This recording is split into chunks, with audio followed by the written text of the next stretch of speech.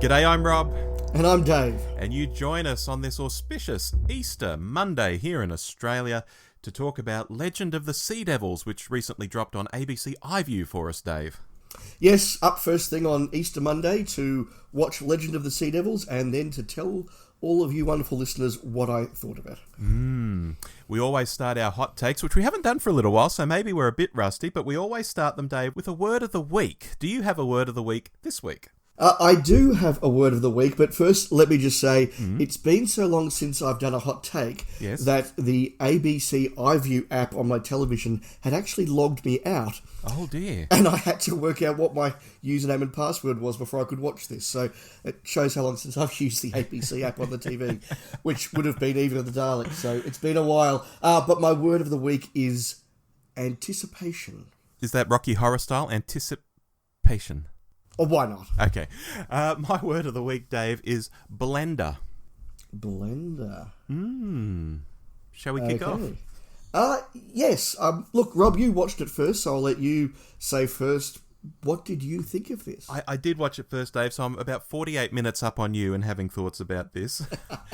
I've got to say, I was very excited when I saw this was a co-written thing with Ella Field and Chris Chibnall. I didn't know this was a co-written thing before the episode popped up, and her name was ahead of Chibnall's, and generally, when other people have been involved in a story rather than just Chibnall, they've been good. Think of Village of the Angels, for example. Unfortunately, what unfolded on my TV screen wasn't Village of the Angels. Okay, fair enough. Look, I was also quite excited to watch this. I thought the preview looked good.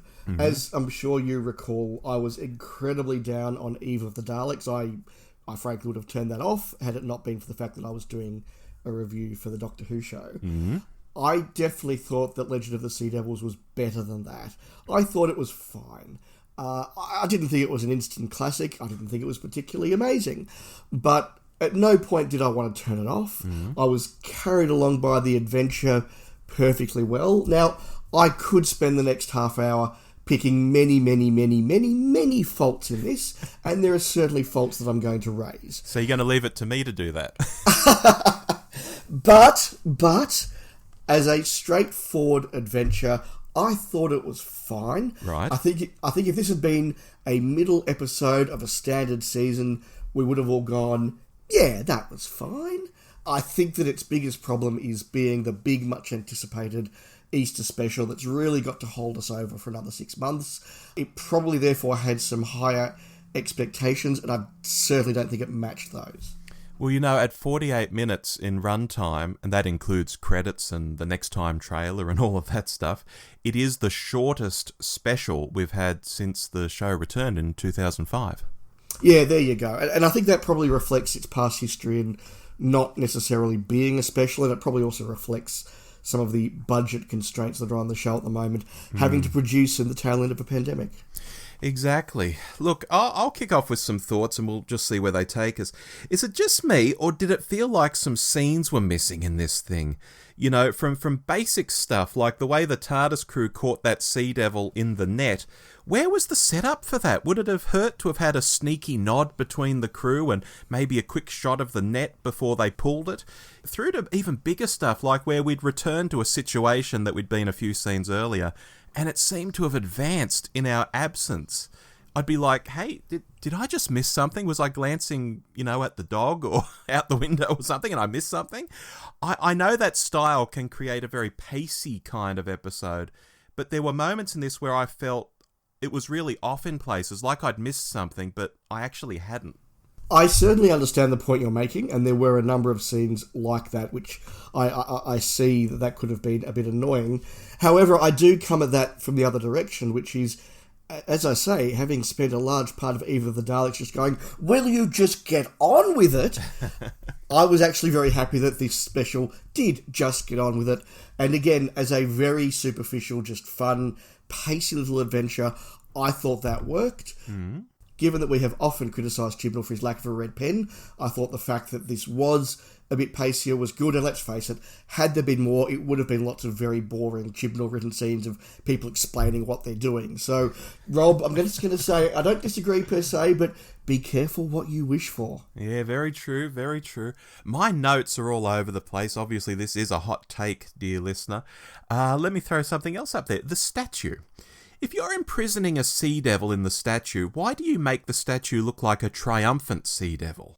The sea devil's massive and he's grabbing this tiny human like he's so awesome. It seems a really weird motif to use. If you're making a statue of something you've conquered and captured, wouldn't you make it a human standing over the sea devil or something? Especially in this era of history, I found that a very strange choice of statue.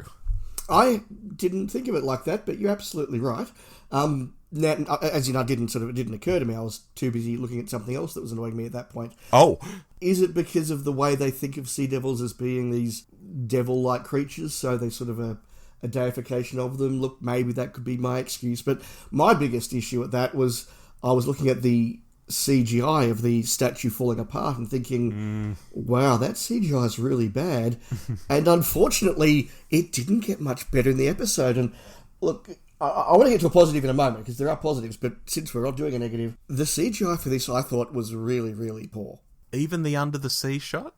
Oh, that wasn't bad. Okay, but lots of little effects. I just sat there and thought, that looks really cheap. Yeah, sort of a game of two halves in that respect.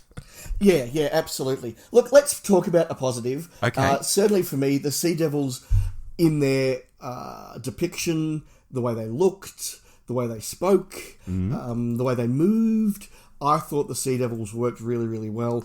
I think that if you were somebody who didn't come into this story with any real knowledge or background of Doctor Who lore or of what the Sea Devils were, you would have thought that's a really cool, exciting, interesting monster. I think that in an era that hasn't really done monsters all that much and all that well, I was really happy to see just a good old-fashioned monster. Now, I've got some caveats to that, which I will come to, but I thought they looked good, and that helped to carry a sense of adventure in the episode, which helped to keep me interested. All right, then. Let's swing away from that and talk Madam Ching, because the first trailer for this, long ago, had people absolutely wetting themselves. Oh my god, it's a woman pirate from history. I've never heard of her, but I'll Wikipedia her. Oh wow, and in the end, Madam Ching in this episode could have been any woman on a ship. I learned zero about her. There are some pseudo-historicals out there where you learn an interesting thing or two about the famous people in them. Even Unicorn and the Wasp had the disappearance of Agatha Christie in it, which was a real thing that happened to Agatha Christie. But not here. I felt Madam Ching could have just been generic pirate lady. Yeah, I think that's correct. Had I not been informed by social media that she was a real character from history, I would not have assumed that she was. I would have thought she was a creation for this episode. So that's a drawback, but within that I thought it was a character that worked. She was one of the stronger parts of the episode. Not a lot of depth there, but there wasn't a lot of depth to any of this. This was a very straightforward adventure. She was fine, like a lot of things. She was fine. Are you making a pun there when you talk about depth and the Sea Devils underwater? No, but I wish I was. Nice. Look, the Sea Devils' plan, let's talk about that. On face value, turning the Earth upside down and flooding it seems totally bonkers and on point for Doctor Who. But, and I can't take credit for this because I read it online, but I'll certainly repeat it, I'm not sure how the Silurians would feel about being drowned. These two are, they're cousins, aren't they? They're pals. Okay. Right. How do you feel about that? Let me segue off that. I'll start by saying I thought the plan was bonkers, but in a good Doctor Who kind of way. Yes. I don't think they were literally going to turn the planet upside down, just reverse the poles, and that would cause enough chaos to melt the ice caps or something. I didn't think it was literally they were going to flip the planet. Maybe I'm being generous there. I don't know. Look again, for a superficial run around with a monster, it was fine. But okay, so let me get to my big issue with the episode. Generally speaking, as somebody who is a big fan of the Silurians and of the Sea Devils, who enjoys Warriors of the Deep, what this was a very superficial run around with a monster. That's fine, but the Sea Devils and the Silurians are generally not superficial run arounds with monsters. Yeah. These are monsters or aliens or a species, however you want to classify them, who are renowned in Doctor Who for having considerable depth, for having depth of character, for having depth of motivation, for having a good backstory. And that was completely lacking from this. We got a very quick sort of wave around, oh yes, they're from our planet in the past, and Yaz goes, oh no. And that was it. There was no sense of, do the Sea Devils have a point? There was no sense of, is mankind in some way in the wrong, if only by accident? There was no sense of real personality with the Sea Devils. And there was therefore no bigger sense of these people are coming from a bigger world. As you said, we didn't get the sense that there were Silurians out there. We didn't get the sense that these Sea Devils had come from any sort of colony, or why that colony had woken up, or what their motivation was, or they wanted to resurrect their species. They might as well have just been a bunch of aliens that crashed in the sea 20 years ago. That, to me, was a huge misstep. Now, again, I'm careful what I wish for, because I think had we tried to give that to Chris Chibnall, we would have got something very similar to his Silurian episode a few years ago. And it didn't work out all that well, because I don't think he really got it. But I thought that for all the beautiful way in which they depicted the Sea Devils, they missed out on the point of the Sea Devils. Yeah, the only thing I'll say to that is the reason they were sort of reawoken was the breaking of the statue. But as to why they were getting around and stealing the pirate ship hundreds of years ago, and then went to sleep again, only to be reawoken when the chief Sea Devil, got hatched out of the statue, I'm not entirely sure about that. That was sort of glossed over. No, absolutely. That's what I'm talking about. Like, right. When he was around 2 centuries ago, when they first awoke from their millions of years of slumber, what caused that? How did that happen? And we sort of came in mid-adventure for them in some ways. Now, maybe this is me as an old school fan wanting stuff that a casual audience doesn't want or need, and I need to acknowledge that, but I did think it was a waste of them. And a shame given how well they were depicted. And they went to the trouble of giving us the 1970s Sea Devil scream when they got killed. You know, that was really cool. The voices were a bit different, but I'm kind of relaxed about that, because I think if you try to do a whole episode with the Sea Devils talking like it would have actually got quite boring quite quickly. So I thought that evolving their voice did make sense. That's a very good impression. Oh, thank you. Now, you mentioned Yaz briefly a moment ago. Oh, she's amazing. Did you know that she's the greatest person ever? Dave, my notes here say, oh, Yaz, you are so good. You're the bestest ever. Just keep telling us that, Rob. Just keep telling us. Yes, we're back to this unearned thing that they had Graham start doing back in the Timeless Children. Yet Yaz has been a very mediocre companion. Indeed, for the first 2 series, she was the third wheel. I mean, go back, dear listener, and listen to our hot takes on those episodes. We're not making it up. She really was. We were forever pointing out, Yaz, you barely do anything. Just having other characters, and in this episode, the Doctor no less, saying she's great, doesn't retrospectively make her great. Given that this was an episode that resurrected a 1970s monster, I thought it was very interesting that they resurrected basically the 1970s companion template, which is Yaz's job in this was literally to pass the Doctor stuff and ask her questions. Yeah. And that's fine. Like that in a fast adventure where, you know, it's very much focused on the Doctor and the Doctor got to be the star, and that's great. There wasn't much room for Yaz other than to say, Doctor, what's this? Doctor, why are we doing this? Can you pull that for me? Yes, yeah, no worries. But then to sort of back it up with, oh my God, you're so amazing. Look at what you've done today. Like, you didn't do anything. It's quite cringe. Yeah, and look, we can't go past mentioning Yaz without mentioning the love story. Similar to Yaz being the unearned bestest ever, this love story that's been shoehorned in towards the end of the Whittaker era still feels off to me. I was actually grateful that the Doctor was more reticent, mentioning that she's married, mentioning that, you know, things end, so she doesn't really want to get involved. But why she's even thinking about Yaz at all doesn't ring true to me. As I've said on the show, since this thing started happening, it's getting put in there, I think, just so it can be a scene in the regeneration episode to bring the feels, you know, oh Yaz, I've always loved you, because you're the bestest ever. And the thing is, that sort of thing is only going to resonate with the small group who are really into it. I think everyone else is going to vomit in the next episode, Dave. I read the scene slightly differently. Okay. And I read it as a very classic, I'm letting you down gently because I'm not into you. it was very much that, look, if I was going to date anyone, it'd be you, but I'm just not into dating right now. And I sort of felt that was okay.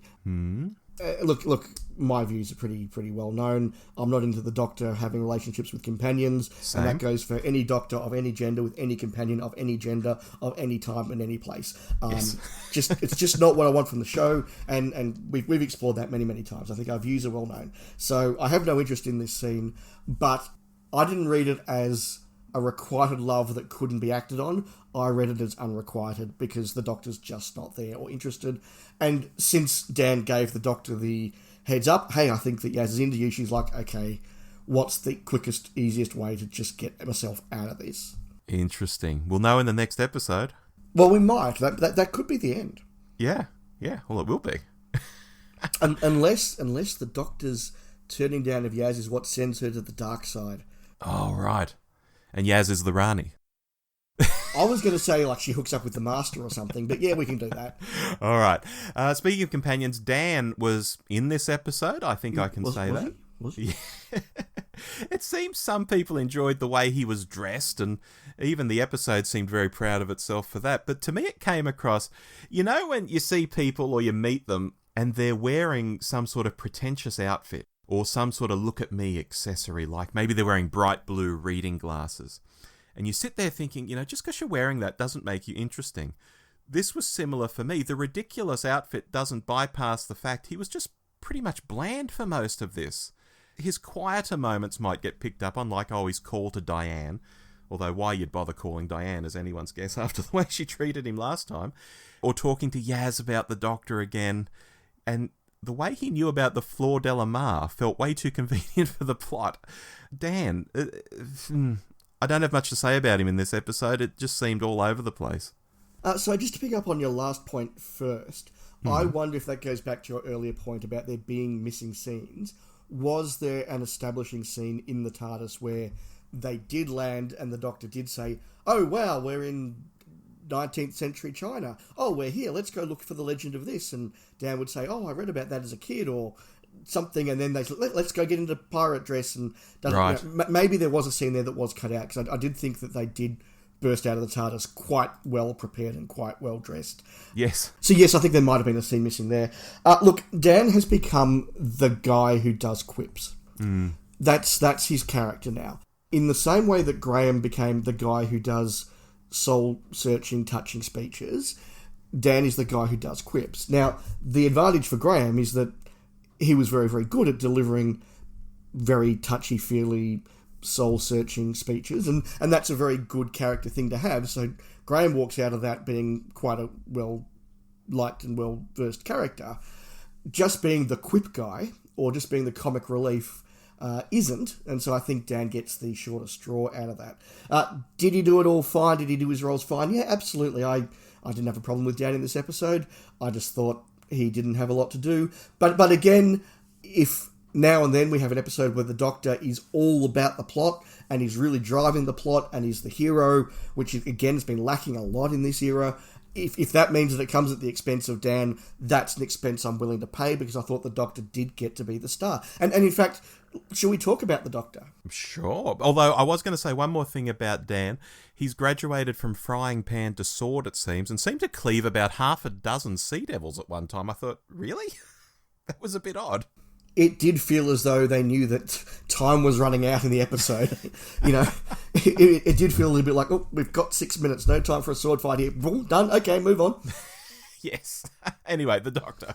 The Doctor, I as I said, I just want to reiterate that point.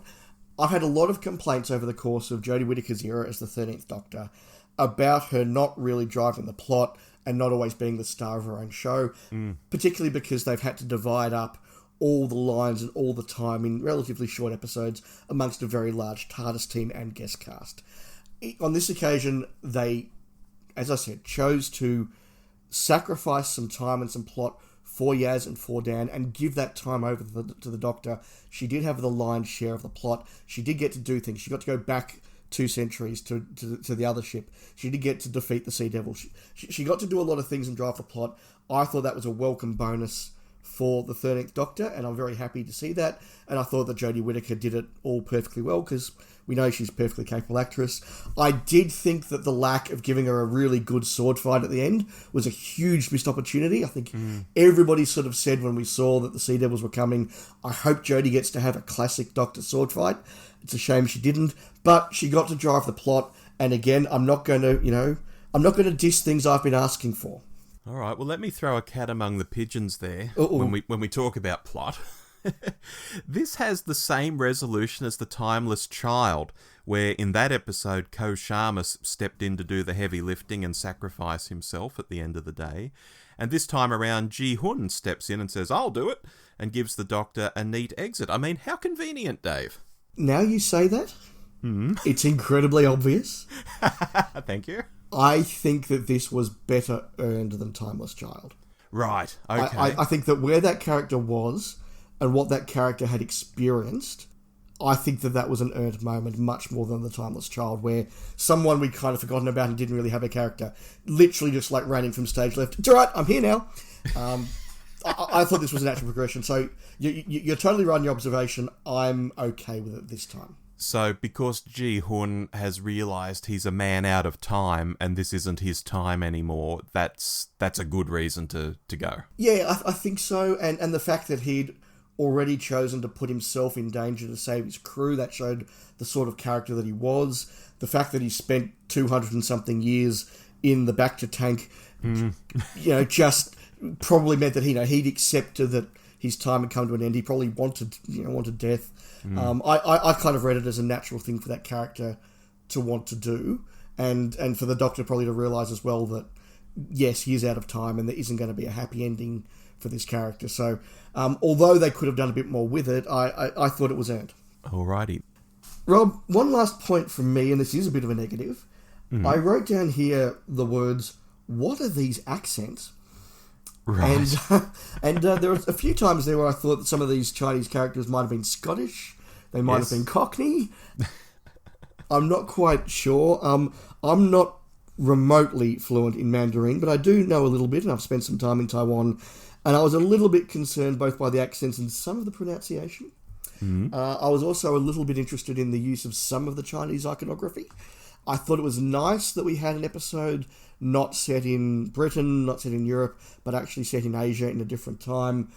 Again, could they have done a bit more with it and made it feel a bit more Chinese? I thought so. But as we discussed in our list makers on Top 5 Historicals just a week or two ago, that's not Doctor Who, this is modern television. Modern television, everyone in history, from everyone in history, is just like us lads.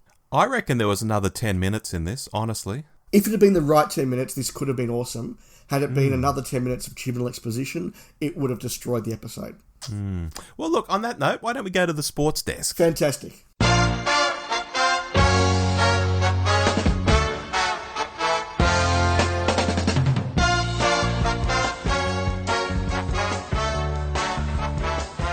Alright, here we are at the sports desk. If you've never heard this before, we look at the play of the week, the foul of the week, and the MVP of the week. Dave, would you like to kick us off with your play of the week? My play of the week I've really intimated about already, but it is the moment where the Chief Sea Devil arrives on board the ship with a whole crew of Sea Devils, and I just thought that looks really cool. It sounds really cool. Just this whole army of a really great classic monster looking really good, brought into the 21st century. That was a nice shot. It was a nice idea. I enjoyed seeing the Sea Devils, even if I think they could have had more depth. Right. Mine is Sea Devil related as well, except it's Ji Hun putting his sword through the Chief Sea Devil. And I thought to myself, at last, someone is acting realistically in this piece. You know, these guys have imprisoned him for hundreds of years. They're dangerous, and he has a sword. Of course someone from that era is going to run the Sea Devil through.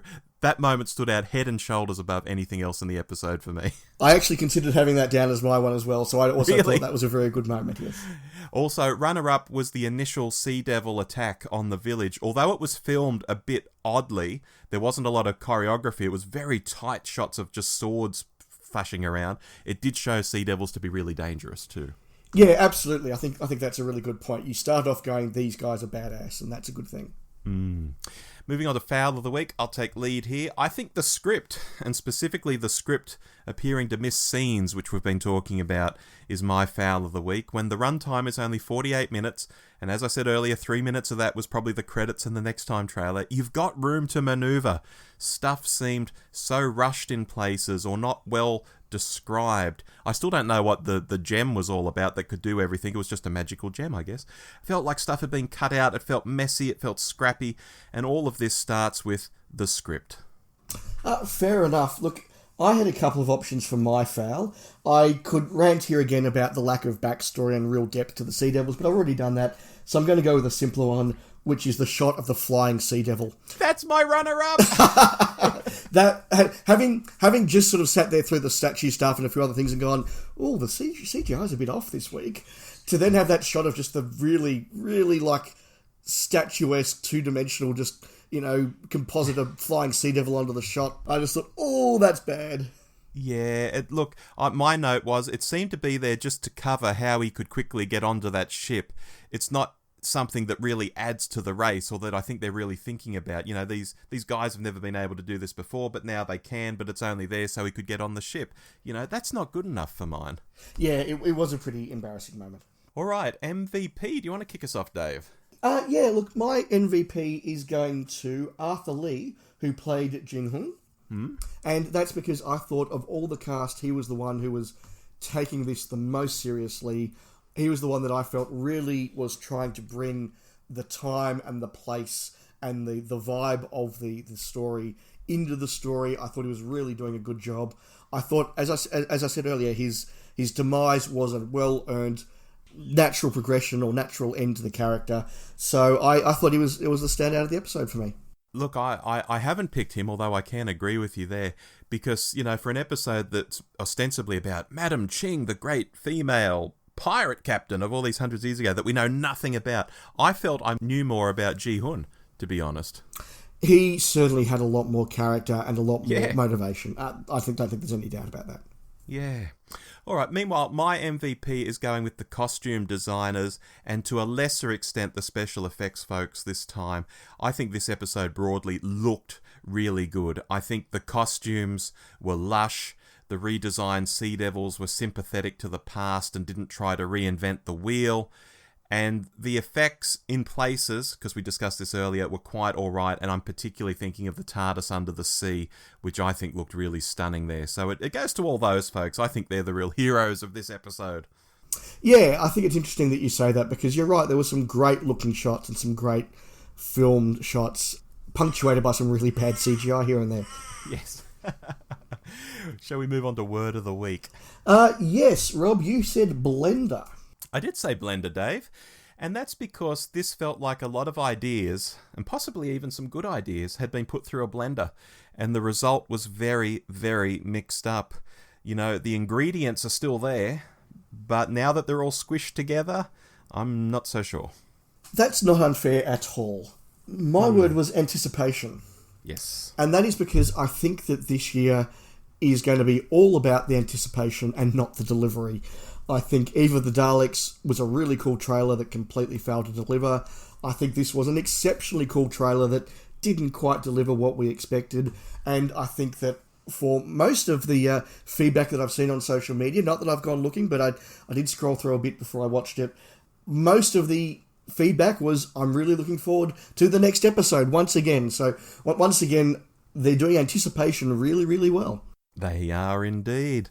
Now, Dave, before we get to our summary on the episode, I think we do have to just briefly say that there is a Next Time trailer that had some very exciting stuff in it, like Tegan and Ace, for example. But what if we save our thoughts on that for our monthly episode? Yeah, I think there's a lot going on in that trailer. There's a few things there that I've seen people assume that I don't think necessarily hold up and may not be correct, and there's obviously some very exciting stuff in there.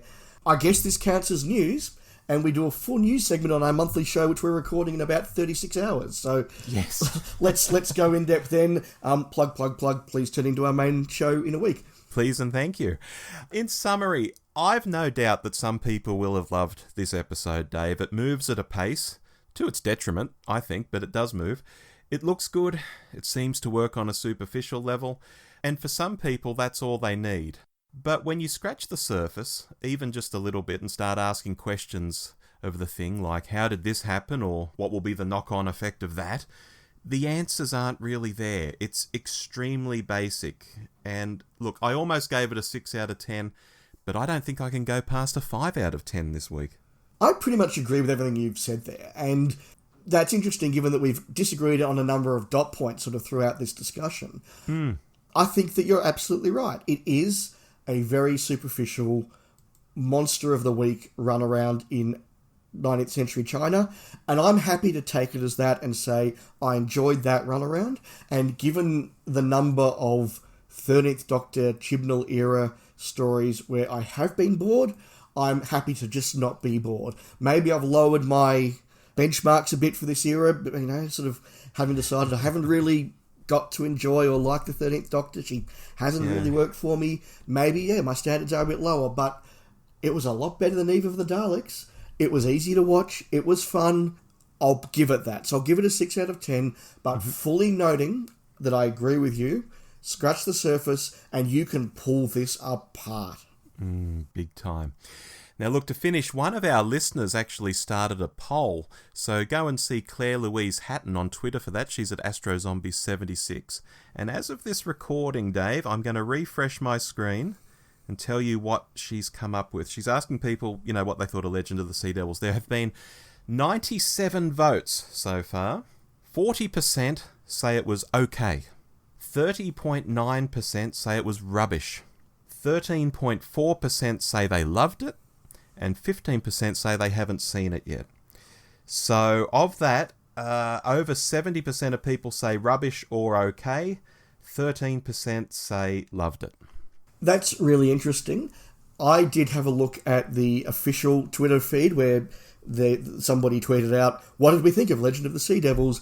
And there were a whole bunch of accounts that I've never heard of, never heard from, don't know anything about. They were all very positive about the episode. So I think this is one that will probably hit a lot better with the general viewer than it does with the hardcore fan. Yeah, agree, especially on questions relating to Sea Devils. Yeah, I think so. And that's what the show is there to do. So I think that's fine. I'm fine is my word of the week. Not anticipation, it's fine. Very good. And on that bombshell, I've been Rob. And I've been Dave. We'll see you in our monthly episode very soon. Goodbye. Bye now. You've been listening to The Doctor Who Show with Rob and Dave. Find us online by searching for The Doctor Who Show. We also love it when you write in. Drop us a line anytime at hello@thedwshow.net.